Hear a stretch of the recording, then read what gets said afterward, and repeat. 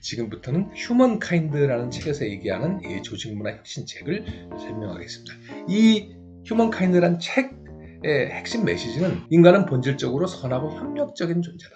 신뢰 기반의 조직문화가 창의성과 협력을 촉진한다. 구성원들에게 자율성과 책임감을 부여하면 내재적 동기를 강화할 수 있다. 깊이 들어가면 결국은 선하다는 것이 휴먼카인드의 메시지예요.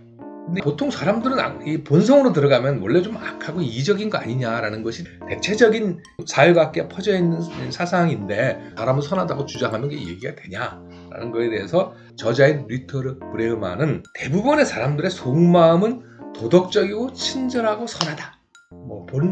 이겁니다. 혹은 결국에는 선하다. 인류의 숨겨진 초능력은 우리 서로 우호적이고 서로 협력하는 능력이다. 그렇지만 우리는 또 가장 잔인한 종이다. 서로 외부적으로 집단 외부의 것들에게는 가장 잔인한 종이기도 하다. 인간은 복잡한 존재인데 어떤 면을 보여주느냐, 즉 나쁜 면을 보여주느냐, 좋은 면을 보여주느냐. 그래서 리터르 브레흐만의 휴먼카인드는 우리는 복잡한 존재다. 좋은 면이 있는가 하면 그렇지 않은 면도 있다. 문제는 우리가 어느 쪽을 보여줄까 하는 점이다. 그래서 우리가 이 사실을 믿기 시작하면, 무엇을? 인간이 선하다는 것을 우리가 서로 믿기 시작하면 실제로 더욱 현실적이 된다. 사람의 내면에는 두 마리의 늑대가 있는데 악한 쪽과 착한 쪽이 있는데 어느 쪽이 이기냐? 우리가 먹이를 주는 쪽이 이긴다. 우리가 먹이를 주는 쪽이 승리한다. 샌프란시스코의 어느 초등학교 교장이 학기 초기에 IQ 테스트를 하고 얘네들이 이제 IQ 테스트 결과 잠재력이 앞으로 크다라고 교사한테 알려줬어요. 근데 실은 검사 비슷한 걸 하고 결과와 상관없이 랜덤으로 알려줬어요. 그랬더니 교사들이 똑똑하다고 알려진 학생에게 더욱 관심과 격려와 칭찬을 했다. 그 결과 1년간 얘들의 IQ가 1년 동안에 평균 27점 상승했다는 겁니다. 근데 이런 피그마니아 효과가 군대, 대학, 법정, 가족, 요양원 이런 모든 곳에 수백 건의 연구로 검증이 된 것이다. 골렘 효과는 그 반대라는 거죠. 나쁜 암시를 자꾸 주면 사람들이 그렇게 행동한다. 1939년에 고아가 20명을 가르치는 반에서 너희들은 말더듬이가 될 운명이야 이렇게 가르치는데 실제로 말더듬이가 굉장히 많은 숫자가 됐다. 그래서 인간은 이타성과 공감을 가진 존재다. 상호 지원하고 협력하면 조직 성과가 좋아진다. 공감과 연민을 증진시키는 조직 프로그램으로 멘토링이 있고 동료 서포트 그룹을 만들 수도 있고 협업 중심의 팀을 만들어 활동할 수 있다. 이렇게 하면 심리적 안정감이 형성이 돼서 직원들이 실수에 대한 두려움 없이 행동할 수 있는 환경을 만들고 실패를 학습의 기회로 보는 긍정적인 접근을 할 수 있다. 리더십은 어떤 역할을 하냐? 실패를 격려하고 도전해야 실패할 수 있지. 실패하지 않는 프로젝트라는 것은 실은 그다지 혁신적인 프로젝트는 있을 수는 없는 겁니다. 이 휴먼카인드는 인센티브는 해롭다. 경제적 인센티브가 가져오는 효과를 51건의 연구를 분석을 했는데 성과에 대한 보너스가 직원들의 자발적 동기 혹은 도덕적 나침반을 둔화시킬 수 있다는 압도적인 증거를 발견했다. 보너스와 목표가 창의성을 훼손할 수 있다. 외부 인센티브는 일반적으로 현물을 지급하는데 시간당 임금을 주면 물론 근무 시간 늘어나죠. 근데 논문 출판 횟수당 돈을 지급하면 출판을 더 많이 하게 돼요. 외과수 횟수당 돈을 많이 주면 수술 시행 횟수가 늘어나고 이런 것이 실은 해로운 일이라는 거죠. 근데 단순 반복 작업인 경우에는 보너스가 효과를 낼 수도 있다. 어쨌든 이런 보너스는 내재적인 동기를 훼손한다.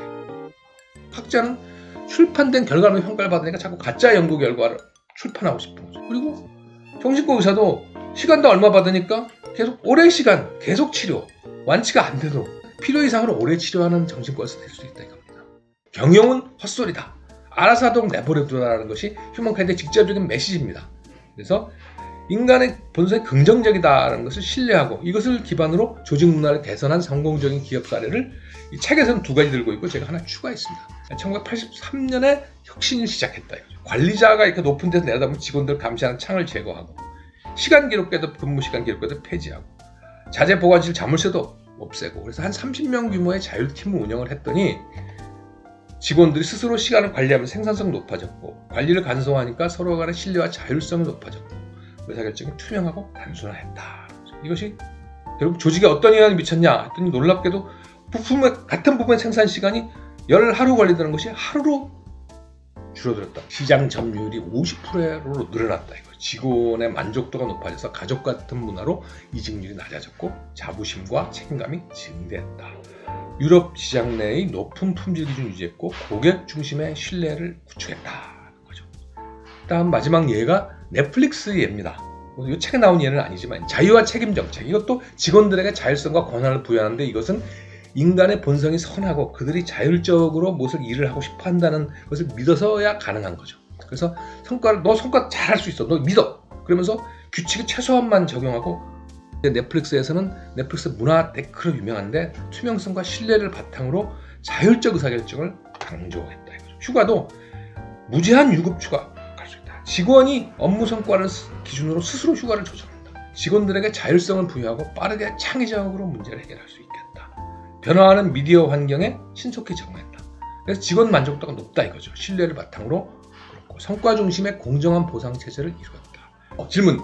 마이클 권님이 허구로서의 신념을 공유하는 것과 선한 본성이 발달하는 것이 어떻게 연결될 수 있었을까요?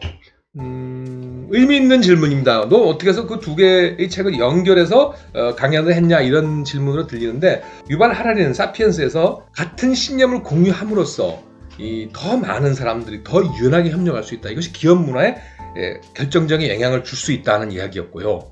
그 다음에 선한 본성이 발달한다기보다는 인간의 본성에 선한 면이 있는데, 휴먼카인드에서는 그 선한 면에 기대하면, 우리가 선한 쪽을 믿고 거기에 신뢰를 주고 책임감을 부여하고 자율성을 부여하면 기업의 효율도 더 높아진다는 거죠. 그래서 이 두 개가 어떤 관련이 있느냐 하면은, 결국은 기업의 조직을 좀 더 효율적이 되려면 서로 공통의 내러티브를 공유할 필요가 있다. 실패한 프로젝트 장례식을 하던 스토리를 공유하는 것이 이 대규모 유연한 협력에 효과가 있다는 것이고, 그 다음에 휴먼카인드는 마찬가지로 믿고 신뢰하고 책임과 권한을 주고 그러면 성과가 더 좋아진다는 것이니까, 사피엔스에서는 공유된 내러티브, 휴먼카인드에서는 인간의 선함, 그래서 그 두 가지를 결합하면 더욱 더 좋은 효과를 낼 수 있지 않느냐고 생각합니다. 이것이 답이 될 수 있는 거죠. 그리고 또 있네요. 과도한 자유가 방종이 되지 않도록 견제와 감시 기능에 최소한의 안전장치가 필요하다 보지는 않으시는지요? 그랬는데, 그러니까 이런 겁니다.